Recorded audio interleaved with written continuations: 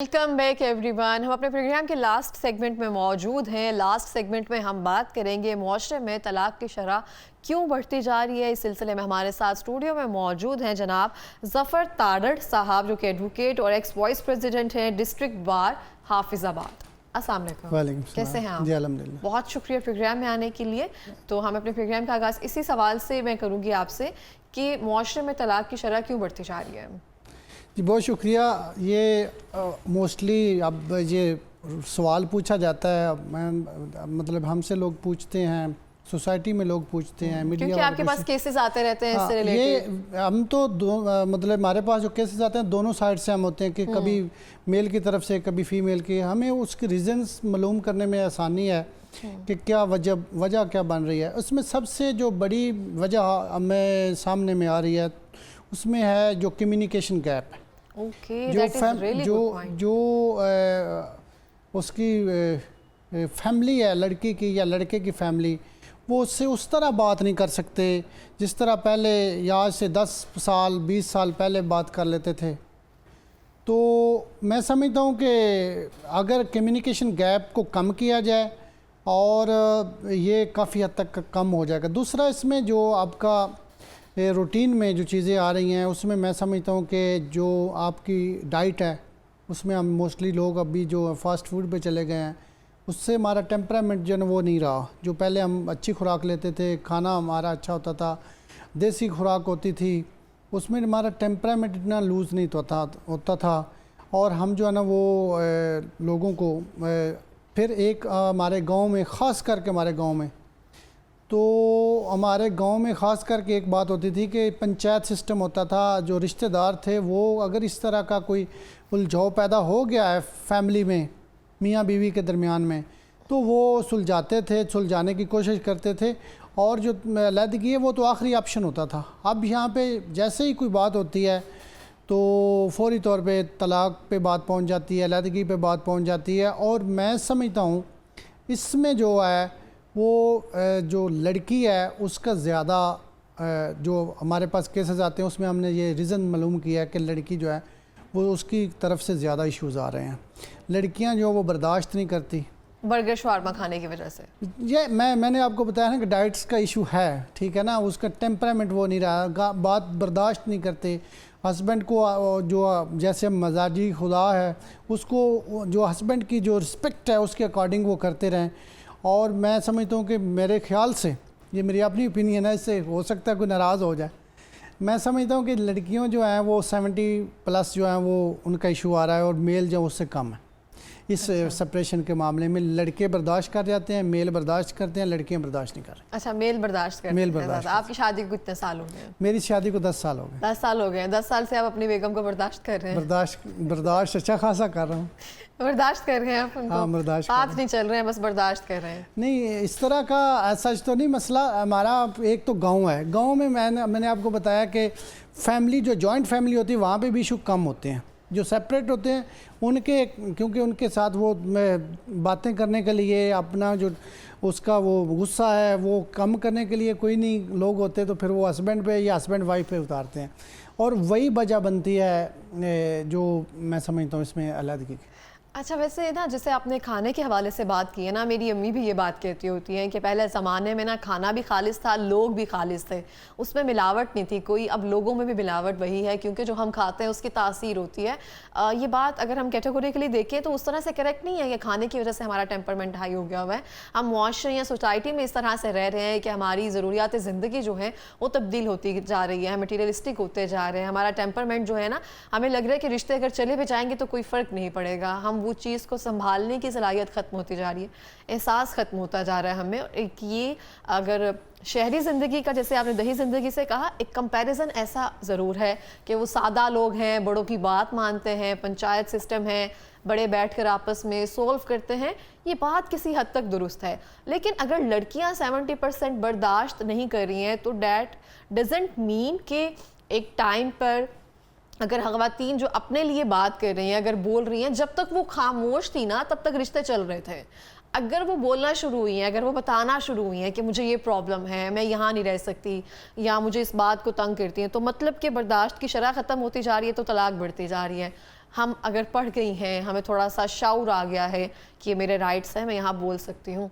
देखिए बात ये है कि मेल पढ़े लिखे हैं, अर्निंग करते हैं, कमाते हैं, तो उसमें उतनी अकड़ नहीं होती। अच्छा। सादी सी बात है। लड़की जो भी कमाती है उस पे वो मेल पे रोब जमाती है और वहाँ से फिर इशू शुरू होते हैं। ऐसी बात नहीं होती है, कुछ नहीं, केसेस में नहीं, ऐसा होता है। नहीं, मोस्टली ऐसा होता है। ओके। जो भी लड़की कमा रही है वो अपनी कमाई का जो है, जो अपनी अर्निंग का है, उसका रोब जमाती है और वो ससुरालियों को कहती है कि आप मेरा खा रहे हैं। मेल ऐसा नहीं कभी करता। मेल का कभी भी नहीं होता। वो चाहे मजदूरी कर रहा है, चाहे जॉब कर रहा है, चाहे बिज़नेस कर रहा है, मैंने तो नहीं सुना कि वो आके ये बताए अपनी वाइफ को कि आप मेरा खा रहे हैं, या ससुरालियों को कहें कि आपकी बेटी मेरा खा रही है, ससुरालिये मेरा खा रहे हैं। ऐसा कभी नहीं हुआ। कभी एक केस भी नहीं आया आपके पास ऐसा? नहीं, मैंने बताया कि 30% जो ना लोग मेल का कसूर होता है और 70 जो है ना वो तकरीबन वो फीमेल की तरफ से। और एक मिनट, असल में बात यह है कि अगर लड़की का मामला है तो उसकी जो फैमिली है ना, जो ससुरालिये हैं मेल के, वो भी ख़ास करके जो वालदा है, जो उसकी बड़ी बहन है, उसको सुलझाने की कोशिश नहीं करते। अगर वो करें तो ये रेशो बहुत ज़्यादा कम हो जाएगी।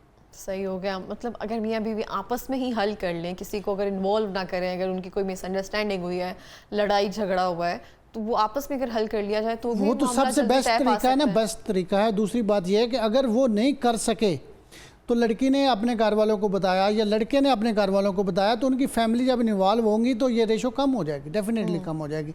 जैसे मैं आज से 10 साल 20 साल पहले होता था। तो अभी आपके पास जो केसेस आते हैं उसमें ज़्यादा मेजर रीज़न क्या होती है और उसमें लड़की का क्या किरदार होता है? लड़की, क्योंकि हर लड़की अपना घर बसाना चाहती है। मेरी बात सुनिए, छोटी छोटी चीज़ें, बिल्कुल माइनर चीज़ें होती हैं। अच्छा। माइनर सी चीज़ें हैं। आपने ये मेरी जो है ज़रूरत पूरी नहीं की, आपने ये नहीं पूरी की, आपने इतनी लेट पूरी क्यों की? माइनर क्या चीज़ होती है? मतलब सूट नहीं लेके दिया, अच्छा, शॉपिंग नहीं करवाई, ये चीज़ें वजह बन रही हैं। और मैं समझता हूँ कि ये अगर आप नया सूट नहीं भी लेते तो कोई बड़ी मुश्किल तो नहीं है, आप गुजारा कर सकते हैं, मेल तो गुजारा कर लेते हैं। तो छोटी छोटी चीज़ों पे उलझती हैं फीमेल्स, ये पैनिक चीज़ है। नहीं, मैं आपसे पूछना चाह रही हूँ, आपके पास कोई रिसेंट या पुराना कोई केस आया हो जो आपके लिए यादगार है और आप सुनकर हंस पड़े हो कि ये कोई रीज़न नहीं है तलाक लेने की? रीज़न तो ऐसे भी है। फिर एक मैं आपको बात बताता हूँ कि एक लड़की की मैंने 3 दफ़ा उसका निकाह करवाया और 3 दफ़ा उसकी तलाक करवाई। आपने करवाया? हाँ, वो ये लड़की 6 माह बाद तलाक लेने आ जाती थी, 6 माह बाद। अब ये भी सोसाइटी है कि वो, अब मैंने उससे पूछा भी था कि मसला क्या है। अब कोई रीज़न नहीं उसने बताई मुझे कि मसला क्या था। यानी कि वो जैसे ही कोई बात करता है या उनकी डिमांड्स पूरी नहीं होती तो वो फौरी तौर पे उसको छोड़ते हैं, नए के साथ चले जाते हैं। और दूसरा जो आपका हर मौजू है, सोशल मीडिया ये जो आपके अपना सोशल ऐप्स हैं, यहाँ से बहुत सारे इश्यूज़ आ रहे हैं। ठीक है ना, आपकी ऑनलाइन जो है वो बात होती रहती है, व्हाट्सएप पे, सोशल ऐप्स पे बात होती रहती है और उसमें जो चीज़ आती है वो उसमें मोस्टली या तो मेल झूठ बोल रहा होता है, जो वो लड़की को बता रहा होता है उसके पास होता नहीं है। कोर्ट मैरिज होती है, अल्टीमेटली वो कोर्ट मैरिज जो या तो लड़की ने झूठ बोला होता है या लड़के ने झूठ बोला होता है, उनकी फैमिली इन्वॉल्व नहीं होती, वो उससे पहले उनको चीज़ों को देखा नहीं होता। तो जब वो लड़की को पता चलता है ये तो मेरे साथ झूठ बोलता था, ये इसकी ना तो प्रॉपर्टी है, ना इसकी जॉब है, ना इसका कोई मामला है। तो मैंने देखा है कि जो लव मैरिज है ना, उसमें तकरीबन 50% जो है ना वो डिवोर्स हो जाती है। अच्छा। ऑलमोस्ट ये भी बड़ी रीज़न है। सही। हाँ, तो आप मुझे बताएंगे बगैर रुखसती के कितने % जो निकाह जो कर लेते हैं, जिनकी अभी रुखसती नहीं हुई होती है और रुखसती से पहले ही जो डिवोर्स करवाने के लिए आ जाते हैं, उसकी रीज़न क्या आपके सामने आती है? क्या रीज़न होती है कि बच्ची को अभी रुखसत नहीं किया, उससे पहले चाहते हैं कि हमने इसके साथ नहीं भेजना, इससे हमने डिवोर्स लेनी? उसमें एक तो ये सामान चीज़ के जो मेल की साइट्स पे आते हैं, हमें गाड़ी चाहिए, हमें इतना सामान चाहिए, ये रीज़न्स आती हैं। दूसरी साइड से मोस्टली ये आता है कि हमारी बेटी के नाम प्लॉट करें, मकान करें या गाड़ी उसके नाम करें, तो फिर हम जो है ना इसका रुखसती करेंगे। तो ये भी रीज़न बनती है, यानी प्रॉपर्टी जो है वो बेसिक रीज़न बनती है यहाँ पे रुखसती के लिए। सही। तो ऐसा कभी कोई केस आया जिसने शादी से पहले, जैसे आपने कहा ना कि बातचीत करते हो पहले, लेकिन उसके आपस में कोई मिसअंडरस्टैंडिंग हो गई हो, उस वजह से कोई ऐसे केसेस आए हो?